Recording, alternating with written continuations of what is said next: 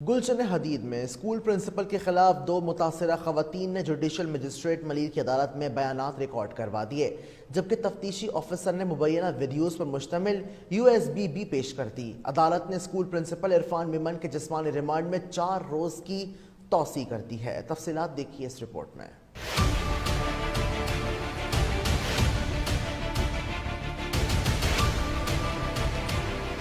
گلشن حدید video scandal case میں اہم انکشاف، اسکول کا پرنسپل جنسی ادویات اور منشیات کا عادی بھی نکلا۔ پولیس نے پرنسپل کے خلاف ایک اور پرچہ کاٹ دیا۔ ہولناک واقعے کے بعد ملزم عرفان میمن کو انجام تک پہنچانے کے لیے 2 خواتین بھی منظر عام پر آ گئیں۔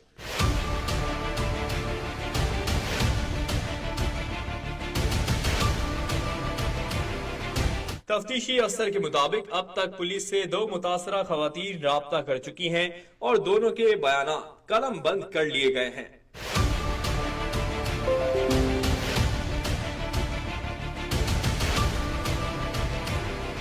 خواتین نے بتایا کہ ملزم نے انہیں نوکری کا جھانسا دے کر زیادتی کا نشانہ بنایا۔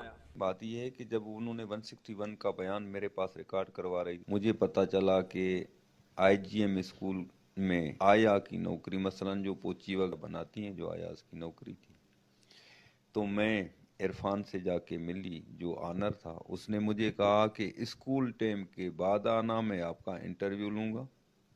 پھر میں وہاں پہ اسکول ٹائم کے بعد گئی تو میں مجبور تھی، اس نے مجھ سے غلط حرکات کی، مووی بنائی۔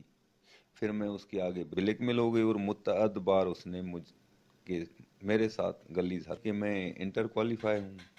مجھے پتا چلا کہ IGM اسکول کے اندر ٹیچرز کی ویکنسیز ہی، میں گیا تو اس نے بولا کہ CV شام کو لے آنا، اسکول ٹائم کے بعد میں آپ کا انٹرویو لوں گا۔ اس کے ساتھ بھی اس نے ایسے ہی کام کیا۔ تفتیشی افسر کے مطابق گرفتار ملزم نے دوران تفتیش منشیات اور جنسی ادویات کے استعمال کا اعتراف کر لیا۔